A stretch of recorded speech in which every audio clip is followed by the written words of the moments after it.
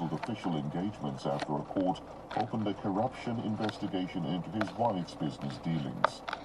Britain has said it will not accept the return of asylum seekers from the Republic of Ireland unless the European Union allows London to return migrants to France. Dublin wants to return asylum seekers to the UK after a recent influx.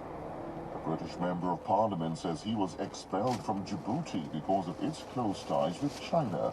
Tim Loughton is among a small group of British MPs highlighting alleged human rights abuses against Uyghur Muslims. A team of scientists from Britain and China say they've discovered a type of porous material that can store greenhouse gases. The team constructed cage-like molecules 2 billionths of a meter in size. Their hollow surfaces attract and store the harmful gases. BBC News. This is Discovery on the BBC World Service. Before we do the post-mortem today, got a little task for us both. What are you going to make me do? I'm not going to make you do anything. How fond are you of the phenomenon of cold water swimming? Oh, I love the concept, but I hate the cold. Ah, this might not work too well. It might work, I don't know. I've got a bucket of icy water here, and I want to see who can keep their hand in the longest. Oh, no. This thermometer, I haven't got my glasses on. How warm or cold is it in there? 2 degrees. Okay, 2 degrees. Roll your sleeve up. When you're ready, after 3, stick your hand in.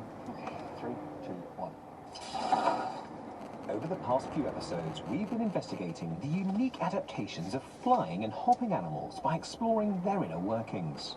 We've seen one of Australia's largest animals, the red kangaroo, to one of the tiniest garden pests, the humble aphid. But we're starting things a bit differently this time, and trying to experience just a fraction of what today's animal takes in its stride, or rather, in its stroke, on a daily basis. We're getting cold, presumably, and our bodies are desperately trying to keep warm, aren't they? So our skin will be reacting, blood vessels beneath the surface of our skin will be constricting, and it is quite painful, isn't it? It's gone very quiet. Do you want to take your hand out yet? No. You sure? We are not built to be in cold water, are we? I'm not. And although we're not doing too well with this near-freezing water, today's animal comes from a group of flipper-footed marine mammals, or pinnipeds, which have learnt to perfectly traverse both icy waters and sunny beaches. Why are you not making any noise? Oh, Ben. This particular pinniped can normally be found lounging in groups of up to 1,500 on rocky coves or sandy beaches, all along the western coast of North and Central America, or floating together in groups called rafts off the coastline. It's the California sea lion. This isn't a competition. You can lose. There is a reason for this, because we have an animal today that wouldn't have a problem in doing what we're doing right now. An animal that's able to survive and actually thrive in very cold aquatic conditions. And these are the adaptations that I want to look at today. I guess one of us has to bring our hand out first. Go on, Tom. But to truly understand how sea lions have mastered both land and sea, we're going to have to take a look inside. I'm Dr. Ben Garrett, Professor of Evolutionary Biology and Science Engagement at the University of East Anglia. And together with friend and expert veterinary surgeon Dr. Jess French, we've taken the opportunity here in the university lab to open up and investigate what makes each animal we look at unique in terms of their extraordinary anatomy, behaviour and physiology. Right, warm your hands up. This animal today is very different from anything we've done so far. Yeah. I'm excited, this one, as usual, but there are only a couple of things I really, really want to see here. Very often I want to look at a whole suite of different adaptations. With this one, there's a couple of things that I really want to see. This animal lives in really cold environments and is an amazing swimmer. In front of us today, we've got this gorgeous, she really is this gorgeous female sea lion. I've never worked with a sea lion before. Jess, have you? Live ones, yeah. I've had a little bit to do with them. Not heaps, but never done a post-mortem of one. Luckily, we are joined today by May Betts, who zookeeper and trainer, and you specialise in carnivores, but also particular things like sea lions. Yeah, I've worked with quite a few sea lions in the past. So it'd be really interesting to have your perspective in terms of how you train them, why you train them for veterinary stuff as well, but also some of the adaptations that you've seen. Jess, what are we looking at first? These are streamline animals. They've Yeah. got to be beautifully hydrodynamic for what they do. And really quite large as well. It can be hard to realise until you're up close to them just quite how big these animals are. How long do you think she was? 5 meters. That's 2 meters? So she's 2 meters and she weighs 90 kilos, we've read somewhere? 84. 84. So 84 kilos, that's very approximately, before you say anything, my weight. And taller than me. Is this maximum size they have? No, she's actually quite small for a female. Female average about 90 to kind of 100 kilos. Males, on the other hand, can get up to about 500 kilos, so they can get massive, yeah. Especially kind of peak breeding season. So obviously they've got to kind of fight each other for the good females. And we see that it's not monogamous, is it? We see some animals such as beach masters, so we have these big battles between these big, aggressive, huge males with multiple female partners. So they physically don't need to be as big as these big males who are fighting to the death, I guess. Yeah, definitely. Kind of have one male with lots of lady friends around him. What would that environment be like? I'm imagining it's really noisy. Really noisy. They're really loud animals. The sea lions I work with are trained to bark and shout at us when that's really noisy. So imagining kind of thousands of them would be deafening, would be kind of awful. Where do you typically find these animals in the wild, mate? This is a California sea lion, so she's predominantly found in California. But you have like Galapagos ones as well. So they're found from Mexico to Antarctica. Quite a wide distribution, but these Yeah. all specialise in coastal habitats, big colonies. Yeah. And these coasts are rough areas. I mean, we kind of think that going to the seaside is quite gentle and quite sweet, but from a biology point of view, the coast is an ever-changing, really hard-hitting, tough environment. And because they're living both on land and in the water with this amphibious lifestyle, they have to have adaptations that work for both of those environments. These guys are trying to do both sides of that coin and do both sides well.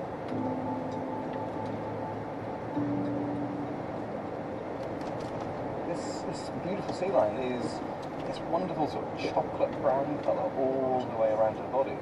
And They're it, covered in really thick fur. that's it, I'm watching the nice on your finger. It's like dog hair.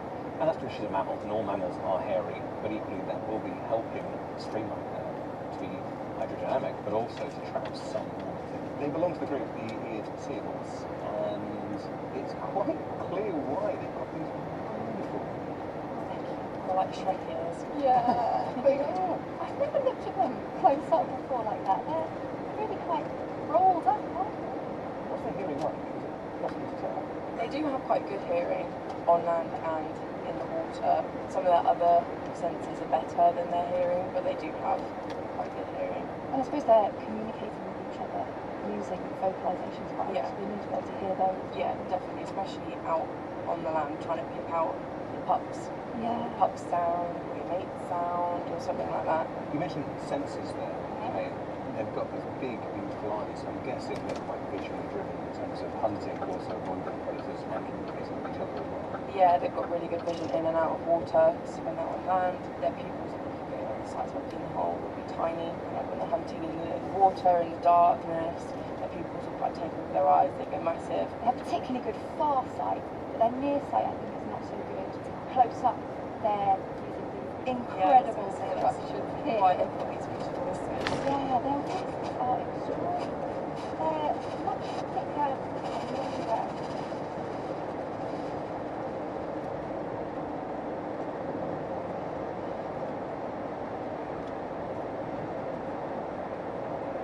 They can move them forwards and backwards, so they can feel like the vibrations of fish going through the water. They can kind of forage on the floor, so they can feel out different prey or like things to play with. Amazing. And so they're under quite voluntary control. They can move them about. Yeah, you can actually train them to kind of move their whiskers.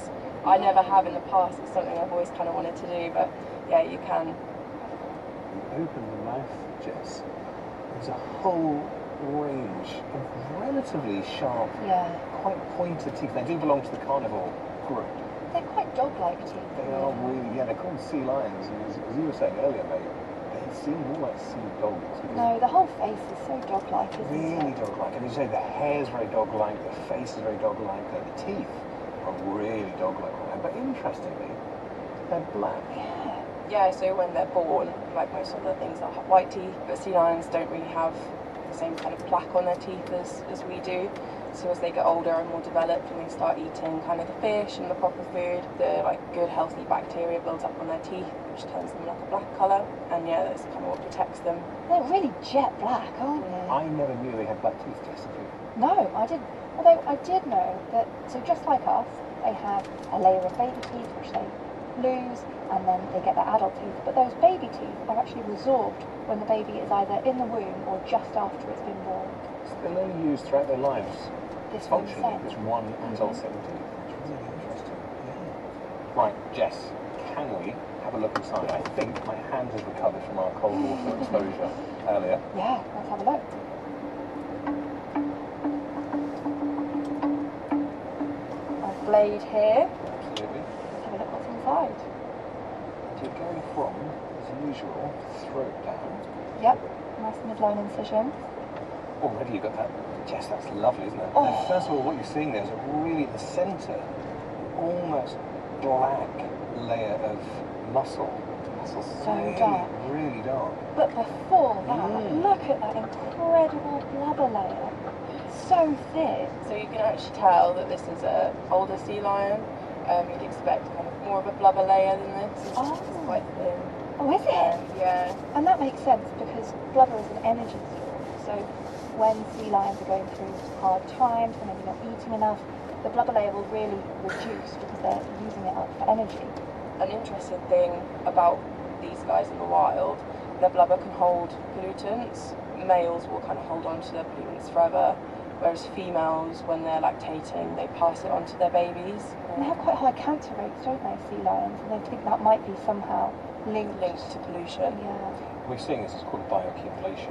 And even Yeah. around the UK, we're seeing some of our killer whales are, for want of a better phrase, dying off because of this toxic buildup, the pollutants going in the water, starting early on in the food chain into maybe crustaceans, then into fish, and then into seals, and then potentially into things like killer whales. Yeah. It builds up along that chain. But that's really interesting, whereas you and I both going, wow, look how thick that is, and May's already saying it's not especially that thick. Either way, that's still much thicker than you'd ever see on a land mammal. We just wouldn't be here. So you'd be worried if I would a be land seriously, mammal, I'd be doing my catch to 5K all if I was doing something like this. I think most of us see fact in a negative context. What are we actually looking at here, Jess? Why is this beneficial? What's going on with this layer? So this is really insulating, and you can see it's really pale. It has very, very little blood supply, and that's to reduce loss of heat to the outside environment. I think we're talking, it all sounds this is quite small, actually, quite thin. But you're still talking 4 fingers wide, so that's what, 5, 6, 7 centimetres at its thickest point. Already it's quite nice to see how these animals are surviving in quite cold conditions. I suppose it acts as a bit of protection as well. I mean, I'm not sure whether it would be protection from predation, but certainly the males can be quite aggressive, can't they, and do quite a lot of damage. Yeah, definitely it does act as a layer of protection from them, especially kind of peak breeding season when they're all kind of hauled up on rocks on the beaches and stuff. But also when they're swimming, that's where like a shark would probably come up and grab them from. So having a thick layer here would be really beneficial. So already the sea lion would have won in our little competition. So see Yes, keep that. absolutely. So these are pinnipeds, which are the seals, in inverted commas. There are several groups within that category, aren't there? So you've got the eared seals, which are sea lions with fur seals, and then you've got your true seals, which are kind of all the other seals, and then walrus flipped on to the edge. So they're vaguely similar looking, those creatures in the pinniped family. Yeah. But what do we have, what features of this animal here tell us that it's a sea lion? Sea lions are a lot longer and slimmer. Seals are quite short and stout. If you look at the sea lions' flippers, they're used for like propelling themselves through the water, so they're kind of as long as your tip of your fingers to the kind of crease in your elbow. Yeah, they're really long. Yeah, they're really long, whereas a seal is kind of just the size of your hand. And in the water, it's mainly the hind flippers that seals are using. Yeah. propel themselves. Yeah, so seals will use their hind flippers to move through the water, whereas sea lions will propel themselves with their front flippers, and then with their back flippers they use it as a rudder. Sea lions also have different kind of hips to seals, so a sea lion's hip joints are like ball joints, so like ours, so they can tuck their flippers underneath them and kind of use them as a back leg, if you like, which makes them a lot better adapted to living on the land. Yeah, they're completely different in the way that Yeah. they move on the land. Aren't Yeah, they? Seals definitely. are not agile at all. They kind of do the worm, don't they, in a way. But sea lions can walk quite comfortably on land. They can kind of outrun humans if they really try. I'm just cutting into the surface of the foreflipper here. Very little blubber. We can see they haven't got any hair. They've got lots and lots of capillaries, all that sort of thing. So like when they're hot, they can stick it out the water to cool down. And when they're super cold, they can tuck them underneath their bellies to keep warm. So this is kind of the best point to try and lose heat, gain heat, that sort of thing. In captivity, obviously we do lots and lots of training. We try and focus on natural behaviours as much as possible. So during like demonstrations, talks, all that sort of thing, we can train them to put their flipper out the water and swim around, and we can say, oh, dum dum dum, there's a shark. We can train them for all sorts of things, can't we? Sometimes that can be really useful in a veterinary context to teach animals to present a certain part of their body, or do you do any of those kind of Yeah, training? so all of my sea lions are trained to open their mouth, take eye drops, they're trained for x-rays and injections as well. Obviously she's an 80-kilo sea lion, males are even heavier, so yeah, if we don't have that then it's impossible to manage them. Jess, when you sliced through that fat layer earlier, we went right down to this really dark muscle. I'd like to talk a little bit more about that. Why is it so dark? Yeah, so they have heaps of what's called myoglobin. That's where they're storing most of their oxygen. When they're doing their deep dives, they've got very little circulation going on, so they want to make sure they've got a plentiful oxygen supply in their muscles already. So that darker muscle needs a higher concentration, a higher load of this myoglobin, which allows them to take on more oxygen. Which is why we wouldn't see that if you cut my arm now. We wouldn't see that inside. It's much darker than the sea lion. Okay, are we able to look in the chest? Yeah.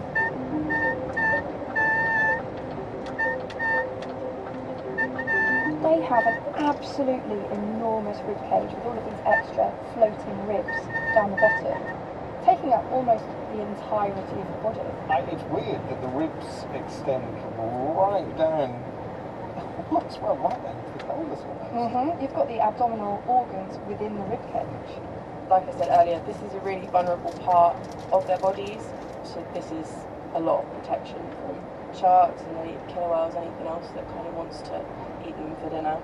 You always think it would be constrained by rib cage like this, but I guess actually that's a really nice point to seamlessly flow into our next bit there, Jess. They've got amazing rib cages, the pinnipeds, because they're able to manipulate them in a way that we can't. Is that right? They have absolutely amazing ribs. So they have a hinge sort of midway down the rib cage, which allows them to compress the thoracic cavity and push out the oxygen that's contained within the alveoli, within the lungs, to get rid of it when they're trying to dive deep down in big dives. It's almost like a concertina that's able to push out all that extra unwanted air. You say deep dive, you mentioned earlier, May, that these are deep diving animals, and I mentioned they're coastal, but they're equally able to go to really deep depths foraging as well. Yeah, definitely. So the deepest recorded dive with the sea lions is about 270, 280 metres. Their average is about 20 metres. They can also hold their breath up to 10 minutes, which is insane, which is obviously, like we see here, what their body is kind of designed to do. And I guess at those sort of depths, you're risking things like the bends, Yeah. getting nitrogen bubbles into the body, causing sort of toxic or fatal injuries as well. So they've got these adaptations to try, first of all, trying to squeeze out all that air to make sure they don't put themselves at risk. Definitely. What are you looking at, Jess? So I've just cut down to expose one of these ribs, and they have this incredible adaptation halfway down the bone. They actually have a hinge. The bone can bend to allow the entire rib cage to decrease in volume, to force out the air. So typically on us, you follow my ribs around from my vertebrae at the back. It's one bone each time, coming around and then joining to a piece of cartilage at the front that then joins my sternum, the bit in the middle. And there's a little bit of flex, but not a huge amount. There's something different going on here. It's almost like there are two actual bones per rib joining and then flexing. I'm doing the same on this side. The whole chest cavity slides back and forth. Having taken the lungs out, Jess, you can see these big, beautiful, very wide airways where the trachea comes into the bronchi here. So the trachea itself is supported by cartilaginous rings and very, very solid, and that's important because when the lungs are being squeezed of all of their air, you want to make sure that a certain amount is contained in the upper airways. The lungs themselves are incredible because they have this amazing ability for the alveoli to be completely squashed and to force out all of the air that is contained within them. And you can see that these are quite pliable, squashable organs.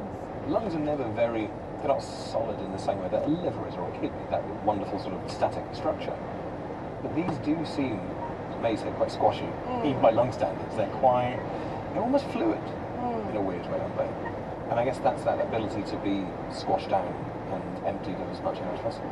Yeah, that's right. So when they're doing these deep dives, that's when they will contract their lungs. So until that point, it's an active movement of swimming down because they're still quite buoyant. They've got their lungs full of air. Then they breathe out this remaining air that's in their lungs, and then they become negatively buoyant. So then they just sort of start to drift down to the lower depths. We've had a good look in the chest or the thoracic cavity, and we've started to open up the abdominal cavity now, but it's covered by ribs. So you're fishing around in there, Jess. Holy mackerel. That liver. Oh, it's still coming. No. That is absolutely enormous. I knew the liver was going to be big, but oh, wow. It's so heavy. Have a feel of that. I'd say that's about 3 kilos, 2 or 3 kilos easily. Yeah, easily. Probably more. Mm. Considering what the liver does, why does it need such a large liver? The liver's all about detoxifying. These guys are doing quite a lot of anaerobic respiration, so they're producing a lot of lactic acid, so it's probably processing some of that. And presumably some of the sea creatures that they are eating are producing quite a lot of toxins too. But that's a lot larger than you were expecting to see. I mean, I was expecting it to be big, but that's mammoth. It's still in situ, but we can see, for want of a better phrase, the guts right now. What I'm really surprised at, Jess, is the volume. She's full of guts. Of intestines, yeah. So in my mind, we've dissected herbivores, we've had alpacas, and we've had other things in the past. Really long digestive tracts with lots of time to get that sort of very fibre-heavy diet digested. And the other end of the scale, we've seen big cats with really short digestive tracts that are get it in, get it out, bosh.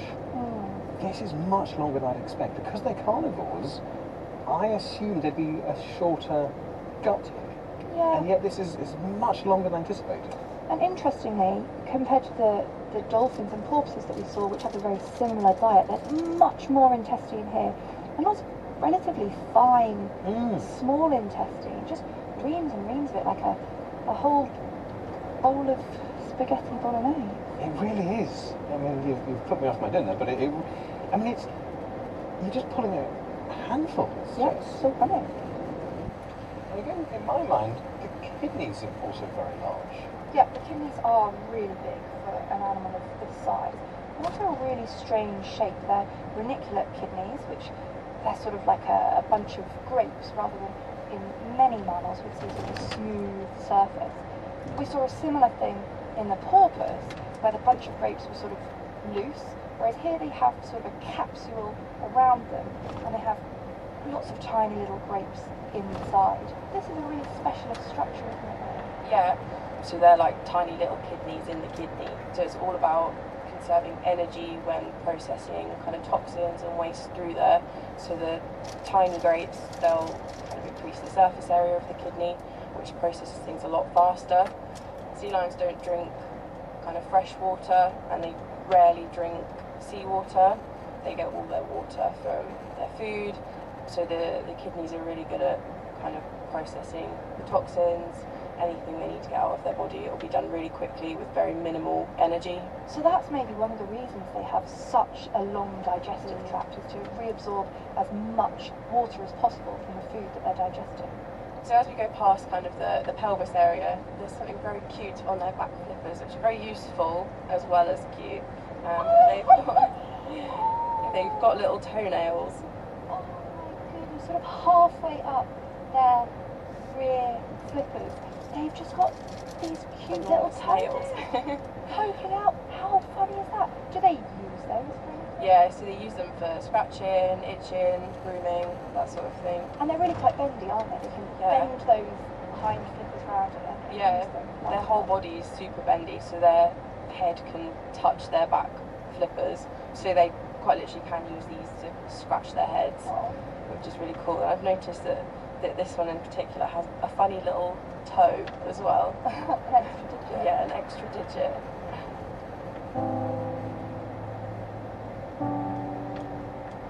It's been really nice looking inside this animal, which is beautifully adapted to coastal habitats. I think living on the edge is something I'm getting from this animal. This is an animal that's not committing to one particular type of environment, and instead it's just succeeding wherever it goes. I've learned a lot from this animal. What's been your favourite take home from this, Jess? I was really surprised by the size of the liver, and I absolutely loved its huge mobile whiskers. I think they're really sweet. And May, any favourite points for you? I just love the species as a whole, to be honest. I think pinnipeds they're just really cool. I've trained them for a long time and have so many nice relationships with them. But to see them kind of from the inside as well, it's just confirmed that they're definitely just up there with one of the best on the planet, really. For me, it's got to be the ribcage. This ability to fold down in order to enable this animal to deep dive and not become injured or sick or develop life-threatening conditions. With this flexible chest is just great. I've thoroughly gained a huge respect for an animal that's very often perceived as a bit of a clown, a bit of a comedian. This is an absolute pioneer in its environment. Hope you've enjoyed this edition of Wild Inside for the BBC World Service. For all episodes from this and other series, just search for Wild Inside on BBC Sounds. With special thanks to Joe Wright from the University of East Anglia.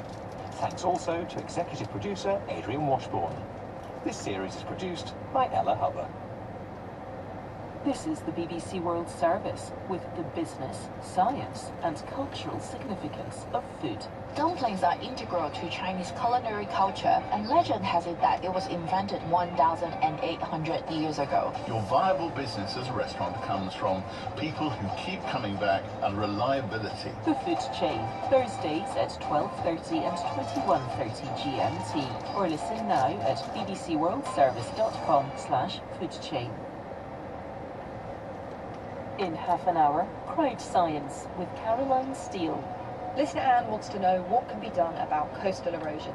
To find an answer, we visit the Caribbean island of Puerto Rico and take a look at some different solutions. Riprap, dune restoration, and we even pay a visit to a coral nursery. The newsroom is next. This is the BBC World Service, the world's radio station.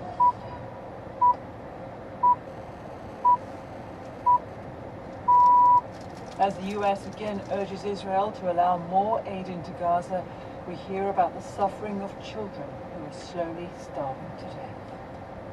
So this is Jenna. She presented, you said, as a skeleton? Due to malnutrition, so she's just skin and bone. Also coming up in the newsroom with me, Janat Jalil, more huge protests in Georgia against a proposed law that critics say threatens free speech. Here in England, the arena's out, they've called Dave, and they'll call it, guillotine call. Some of the world's top gamers battle it out for $1 million in prizes, watched on by thousands of cheering fans. And I'm standing here in Hollywood going, oh my God, it actually happened. Nicole Kidman becomes the first Australian actor to be given the American Film Institute's Life Achievement Award. That's after this bulletin. Hello, I'm Neil Nunes with the BBC News. Israel's military has said aid deliveries will be ramped up in the coming days across new corridors and border crossings. The spokesman, Rear Admiral Daniel Hagari, said getting more aid in was a top priority.